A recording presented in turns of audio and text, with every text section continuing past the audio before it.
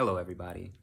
This is Narada Rishi Raja with ExpeditiousFool.com, where we know we remove the obstacles with our daily mindfulness practice with a strong focus on yogic philosophy, Advaita Vedanta, etc. Today I want to talk about something that's not from that philosophy standard.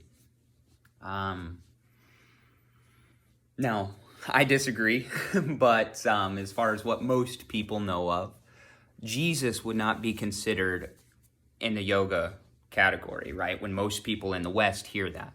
In India, there's a totally different story. He is a yogi, he was a yogi, and he did travel there, and he studied there, and that's what he learned. So, a lot of people in my life, I've definitely faced a lot of flack for what I do. I do tarot, and I teach breathwork, meditation, and yoga, the deep spiritual aspects of it. And with that, a lot of people don't necessarily, their version of Jesus is it's under a certain filter, okay? We'll put it that way. And that's by people that didn't have the ears to hear. They went on and decided what teachings got to be put in and how they got to be interpreted. So the reason why I'm making this video today, for those of you that have ears to hear and you want to sit in on this, I was reading this earlier today, and it's something I've read before, but when I was reading it today, it hit me in a whole new way. I finally felt seen, which is something I haven't felt in a long time.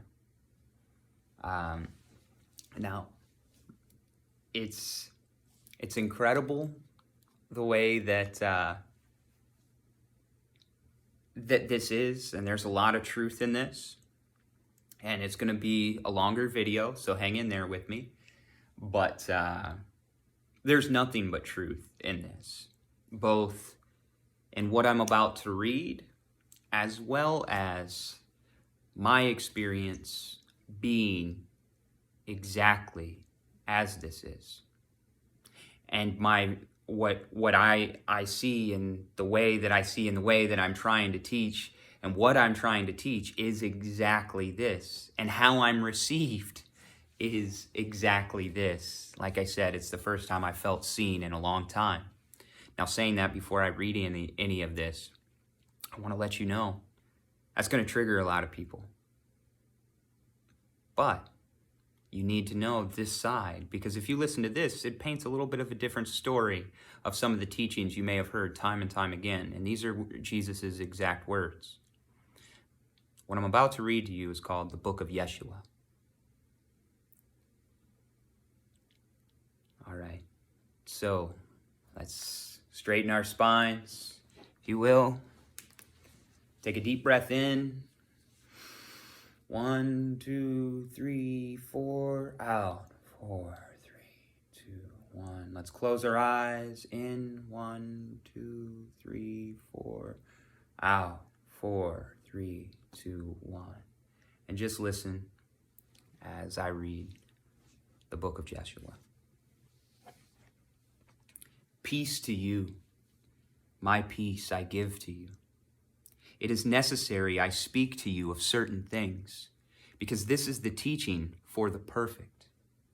If you desire to become perfect, you must observe these things. If not, you shall remain ignorant. Now, before I continue with that, in the Yoga Sutras, avidya, ignorance, is the reason for suffering. All suffering stems from there. Ignorance of the self. Let me continue. It is impossible for a wise man to dwell with a fool, for the wise man is perfect in all wisdom, while the fool cannot even discern between good and bad. The wise man is nourished by the truth, like a tree growing by a meandering stream.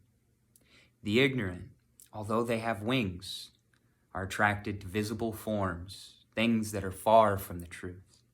For that which drives them, the fire, gives them an illusion of truth. It shines on them with perishable beauty, imprisons them in dark sweetness, and captivates them with fragrant pleasure. It binds them with insatiable lust and burns their souls. It becomes for them a stake in the heart that can never dislodge, and like a bit in the mouth, it leads them according to its own desire. It fetters them its chains and binds all their limbs with the bitter bond of lust for visible things, things that decay and change and swerve by impulse. They rejoice over the concern for this life with madness and derangement. Some pursue this derangement without realizing their madness, thinking they are wise. They are beguiled by the beauty of their body, as if I would not perish. And they are frantic. Their thought is occupied with their deeds, and thought is the fire that burns them. Let me repeat that. He says, thought is the fire that burns them. You ever hear in the Bible where it talks about the eternal burning fires of hell? Hell's not somewhere else, folks. It's a mindset. It's a thought. That's what burns you. Let's continue. The ignorant are always attracted downwards, and as they are killed, they are assimilated into the substances of all beasts, the substance of the perishable realm. That's Jesus backing up reincarnation, just as it's taught in the egoic scriptures. And a great difference exists between the imperishable and those who will perish. Everything that comes from the perishable will perish, for it comes from the perishable. But whatever comes from the imperishable does not perish, but itself becomes imperishable. That flesh comes into being because of spirit is a wonder. But if spirit came into being because of the flesh, it would be a wonder of wonders. Indeed, I am amazed at how the great wealth of spirit has made its home in the great poverty of flesh. Which falls away, flesh or spirit? Flesh falls away. That which you have within you will save you, if you bring it forth from yourself. That which you do not have within you will kill you if you do not have it within you.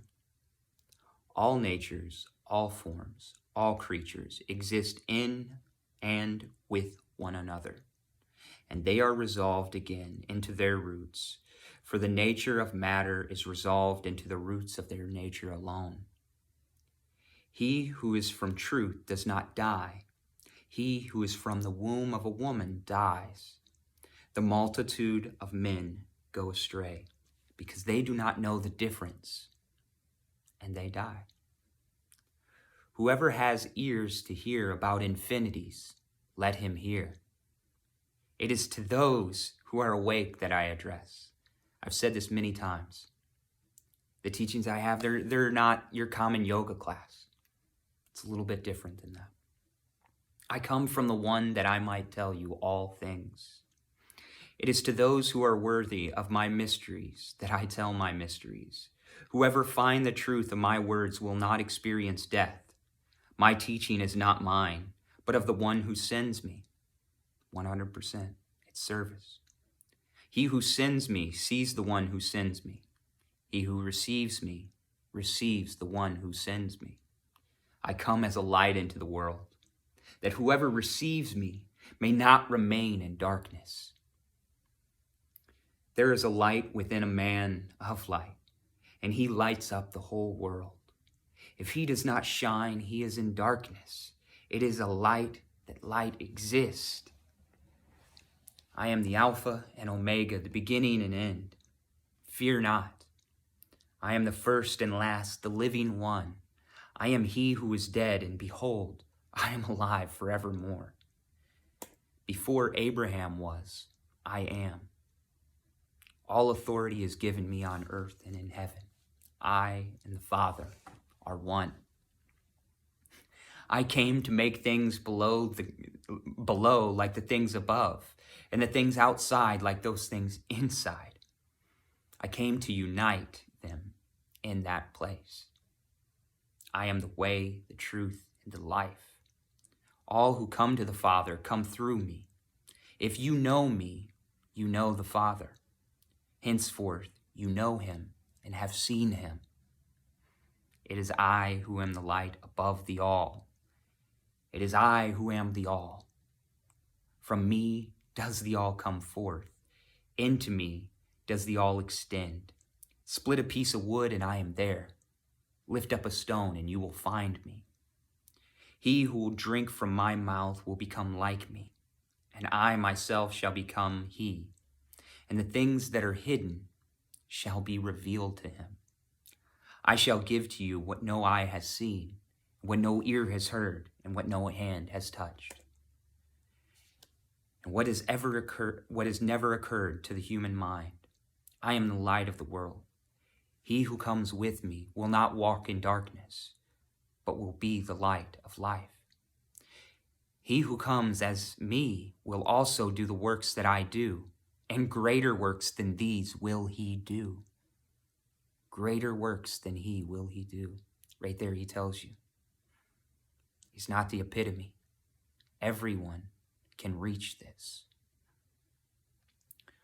While you yet have time in the world, listen to me, and I will reveal to you the things that you have pondered in your mind. He knows your doubts.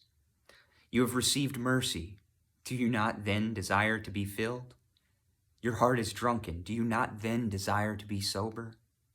If you consider how long the world existed before you and how long it will exist after you, you will find that your life is but one single day and your suffering one single hour.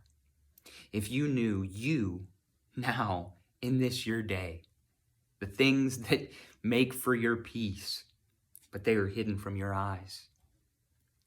While you have the light, receive the light, that you may become sons of the light. Take heed of living one while you are alive, lest you die and seek to know him, but be unable to do so. He who lives from the living one will not see death. I know that in faith and with your whole heart you question me. I know. Therefore I am glad because of you. I am truly pleased, and my Father in me rejoices that you thus inquire and ask. Your boldness makes me rejoice, and it affords you life. Inquire then, and I will tell you all you wish to know, and I myself will make known to you what you do not ask. You ask how your end will be. Have you discovered then the beginning? That you look for the end? Where the beginning is, there also is the end. Blessed is he who abides in the ever beginning.